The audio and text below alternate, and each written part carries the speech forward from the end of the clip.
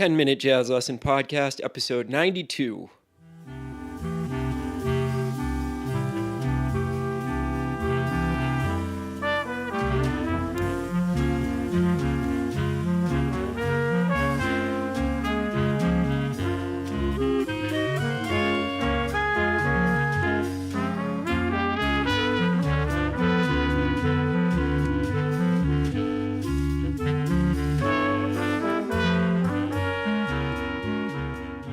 Hey everybody, welcome back to episode 92 of the 10-Minute Jazz Lesson Podcast. If you are new to the show, just joining us, we are really happy you're here. Welcome.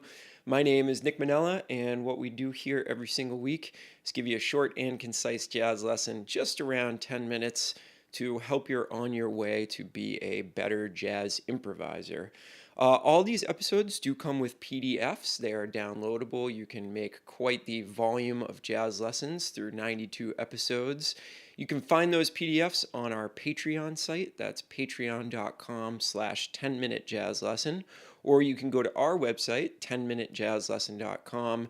That's the number 10minutejazzlesson.com, and click on one of the Patreon links to get your copy of the PDF that goes along with this episode. Hey, just a quick reminder that we have released our latest video course that we are titling Standard Time, and this one is all about the Duke Ellington Billy Strayhorn tune Take the A Train.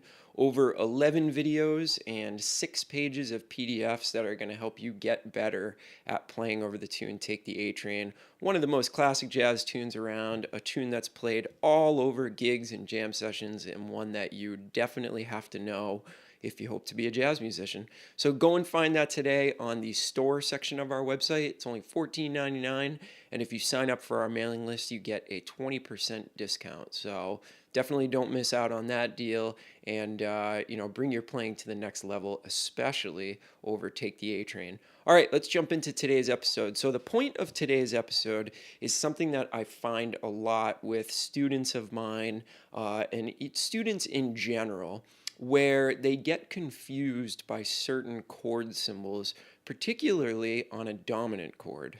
A dominant chord has actually many, many different chord symbols, and for a soloist, a lot of those chord symbols mean exactly the same thing.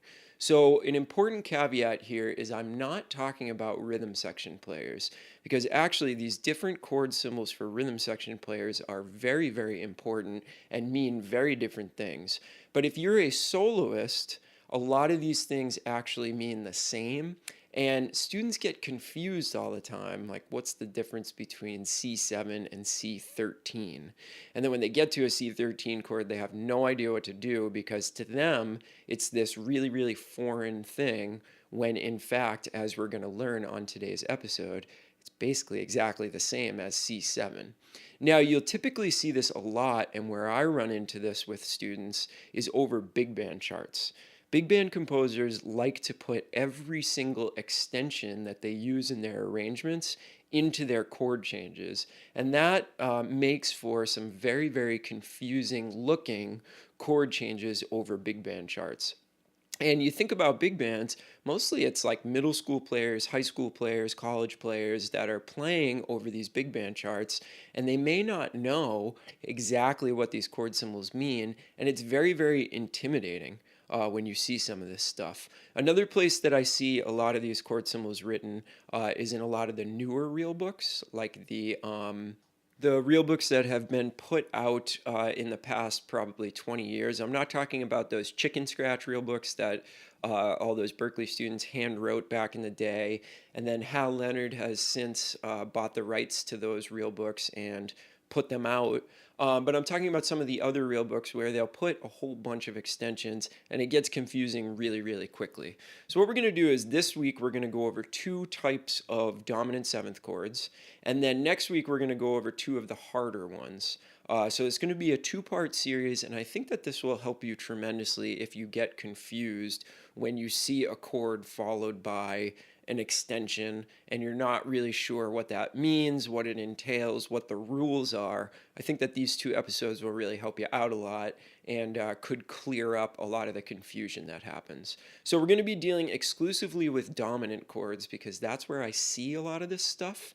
And then if you guys like these episodes, I may do a couple of others on different chords, major chords, minor chords, stuff like that. But I feel like this would be really, really good to clear up for people.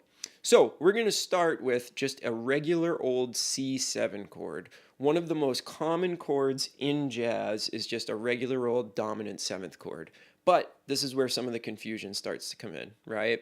So if you look at example number 1 on your PDF, I'll tell you how I've laid this out. So the first thing that I've written is simply just a block chord. And what it does is it plays up the 4 chord tones, so 1, 3, 5, and 7, and then it goes into some of the acceptable extensions that are kind of allowed over a regular dominant chord. So in the first example, you'll see that I have 1, 3, 5, 7, then I have the 9, and then I have the 13. And that's really what you're going to be looking for in extensions over just a plain old dominant seventh chord, regular C7 chord. So over C, it would be C, E, G, B flat, D natural, and A natural. So 1, 3, 5, 7, 9, 13. Now, you would never really hear a piano player voicing it straight up and down like that. They're going to do more interesting things, have some different ways to voice it that are going to make their voicings a little bit more interesting. But we want to lay it out this way for soloists just so they know what's available to them. Now, the next thing on the PDF is going to be the scale that goes along with this. And this is very, very simple. It's just a Mixolydian mode.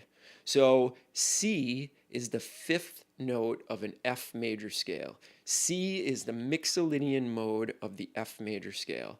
So what we're going to do is we're going to take that F major scale, we're going to start it on C, and we're going to play from C to C with a B flat. Right? So let's look at those two examples. I'm going to play them on piano for you. So the first thing that I will do is I will play the arpeggio for the C7 chord with the 9 and the 13 in there, up and down. And then I'm just going to play through the scale for you so that you can hear what that pure Mixolydian or pure dominant sound is like to your ears. Okay, let me play that stuff for you, then we'll talk a little bit more.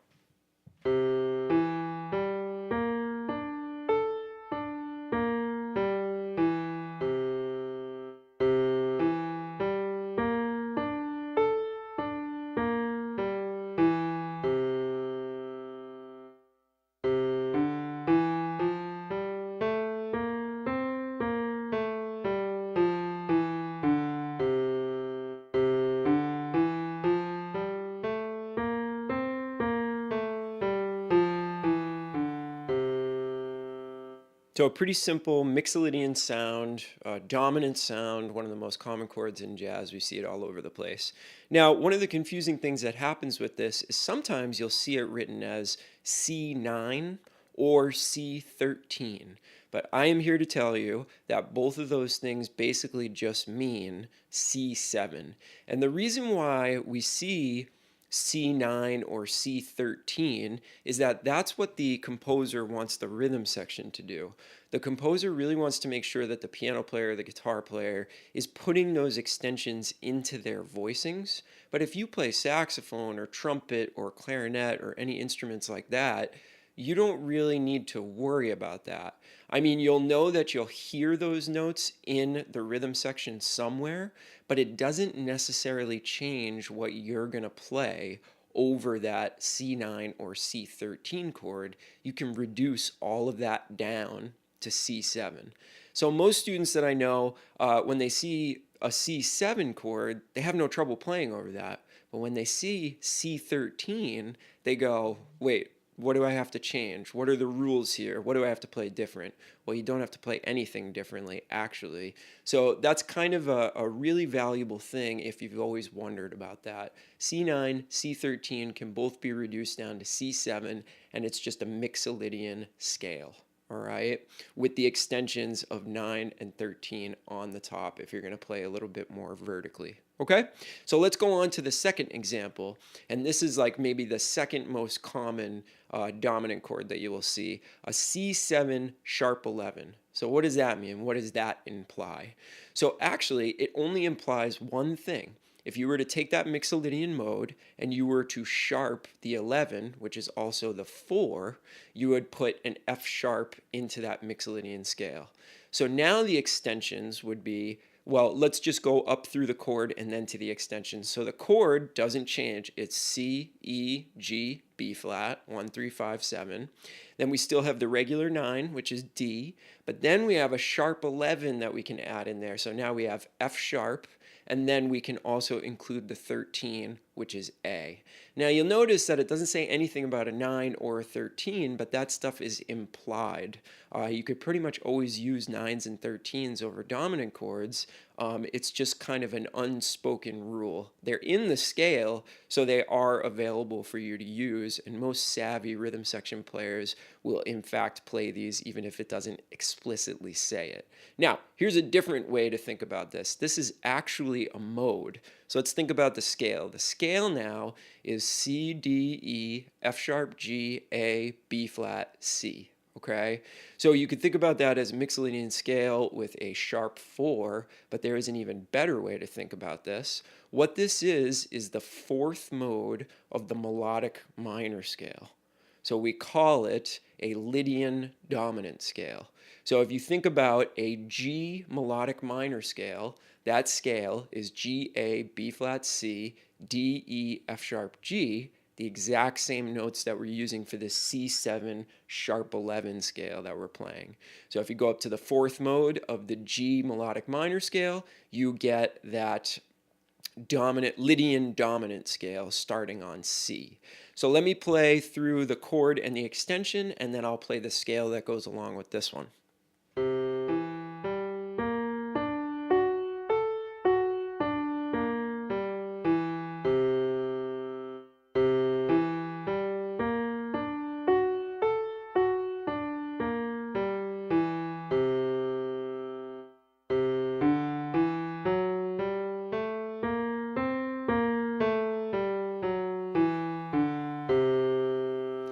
So you can hear that just adding that sharp 11 gives it much more interesting sound, right? And now you know where the genesis of that sharp 11 comes from, and you know that you don't have to change anything else in the scale besides that sharp 11th. So it's actually pretty close to just that pure Mixolydian sound, and we don't have to change much. We just raise the fourth note or raise the 11th if we're thinking about it in terms of an extension. So I hope this has been helpful. What we're going to do next week is we're going to go over the difference between diminished dominant and altered. This is something that we've covered before, but I feel like presenting it in the context that I've presented this episode to you today might give you a different way to think about it. So hopefully this makes sense to you. If you have any questions, make sure that you email me at 10minutejazzlesson@gmail.com. Remember to go over and get the PDF so that you can file it away at our Patreon site, patreon.com/10minutejazzlesson. And really excited to bring you another episode on this stuff. Like I said, I think it's going to clear up a lot of stuff for a lot of people. Okay, we've gone over our time by a lot this week. So we'll see you next week with some brand new episodes. Have an awesome weekend, and we'll talk to you soon. Bye.